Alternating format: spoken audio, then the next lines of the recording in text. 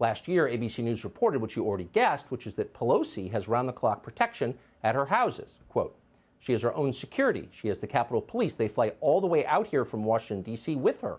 And yet, in this case, San Francisco DA Brooke Jenkins says that there was no security present at the Pelosi home on Friday night. And that's pretty strange because, according to multiple accounts, even when Pelosi isn't at home, her houses are well guarded. Again, as you would expect. Our friend Harmeet Dillon told us that when her firm recently tried to serve a lawsuit against Paul Pelosi at various properties he owns, all of them were guarded by, quote, multiple law enforcement officers on the perimeter. So how did DePape get past security that apparently wasn't there? And why wasn't it there, if in fact it wasn't? We know he got inside. And once he was inside, what exactly happened next? Well, accounts of that are changing. At the first press conference on Friday, San Francisco police suggested there was a third person in the home when police arrived. And Politico dutifully reported that. Quote, officers arrived at the house, knocked on the front door, and were led inside by an unknown person. In other words, by a person who was not David DePape or Paul Pelosi. Now, Politico never formally corrected this claim. Instead, just 2 days later, Politico, the same publication, attacked anyone who repeated its own reporting as a crazed conspiracy monger. Quote, pro-Trump commentators weighed in online to raise questions about the investigation based on unfounded and false claims. Among those baseless claims, that a third person answered the door when police arrived at the Pelosi home. Okay, 3 separate adjectives knocking down that idea. But the question remains, was there a third person at the home? We don't know, but it's not crazy to assume there was. Here's how today's charging documents describe the scene inside the house. Quote, when the door was opened, Pelosi and DePape were both holding a hammer with one hand, and DePape had his other hand holding onto Pelosi's forearm. Pelosi greeted the officers. The officers asked them what was going on. DePape responded everything was good.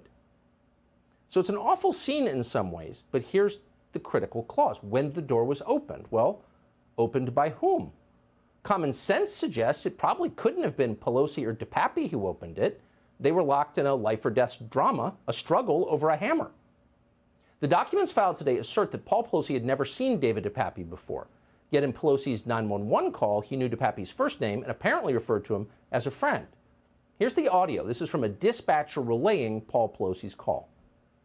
RP stated that there's a male in the home and that he's going to wait for his wife. RP stated that he doesn't know who the male is, but he advised that his name is David and that he is a friend.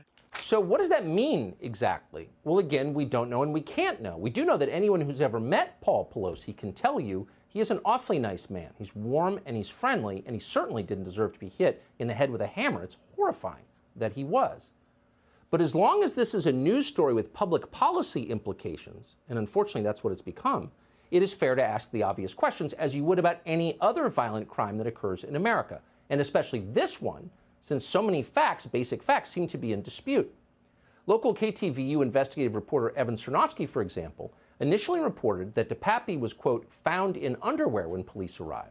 Today, Cernovsky made a specific point of retracting that claim. Quote, I'm now told by other sources that DePape was not dressed only in his underwear. Well, okay, fair enough. We'd be satisfied with either explanation, not really our business. But you can't blame, and this is the point, you can't blame people watching all of this at home for thinking that maybe there's something weird going on here. Parts of the official account don't seem to make any sense.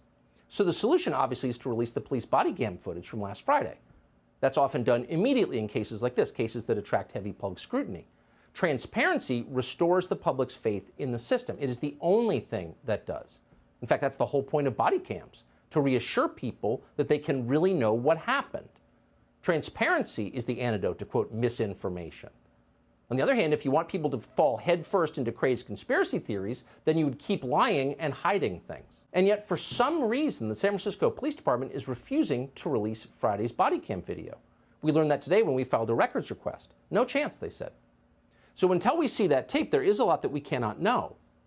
But the main question tonight, the one that's going to affect your life going forward, because this story will affect your life, the question is, who exactly is David DePape? Many in the media seem studiously uninterested. They don't really want to know. At a police press conference last week, a reporter was caught on a hot mic being instructed by someone not to discuss DePape in any great detail. So it was left in the end to a journalist who doesn't work for a big media outlet, independent reporter Michael Schellenberger, to fill in some of the blanks. Schellenberger first did the obvious. He went to where DePape was living, across the bay in Berkeley. You're seeing an image of it on your screen right now. Apparently, DePape was camping full-time in a dilapidated Ken Kesey-style school bus, complete with a gay pride flag out front and a sign that reads, "Berkeley stands against hate." Behind the bus hangs a BLM banner. So politically, this picture could not be clearer. You know where this guy stands. But Schellenberger and others kept digging. They found that DePape was in fact well known in the area, in the entire Bay Area, as a hallucinogenic drug enthusiast and a semi-professional nudist. He often appeared at nudist-themed events. Does David DePape have a prior criminal history? That's an obvious question, and perhaps a relevant one. But we can't answer it because, once again, authorities in San Francisco have refused to tell us or anyone else. We do know that the people around David DePape believe that he was completely deranged. The ones who knew him best thought that. The San Francisco Chronicle interviewed his ex-girlfriend, who reported that DePape is mentally ill and struggles with drugs. For example, he once thought he was, quote, Jesus for a year. He has never been able to hold a job, said the former girlfriend. He has been homeless. This person really does suffer from mental illness, and that is probably why he was there at 2 a.m. She described him as a, quote, broken child in an adult body with serious mental problems. DePape's neighbors, who would know, said more or less the same thing. Anything strange about him or anything that stood out? There's something strange about the whole household. The entire household is very, very strange. How about him? He is birds of a feather with akin to them. So they are just, nudist drug abusers, and that's who gravitates toward them. So just another homeless, mentally ill drug addict with the fondness for BLM. That's not quite so unusual in San Francisco. Oh, and there's one other highly unsurprising thing about David DePape. He's also an illegal alien. Today, Fox's Bill Malugin learned that DePape, who is originally from Canada, has long overstayed his visa, so he is currently in this country illegally. So to restate, the perpetrator in this violent crime against Paul Pelosi is a mentally ill, drug-addicted, illegal alien nudist who takes hallucinogens and lives in a hippie school bus in Berkeley with a BLM banner and a pride flag out front. So take those uncontested facts and let them rattle around your brain for a moment until a recognizable pattern emerges. What does this sound like to you?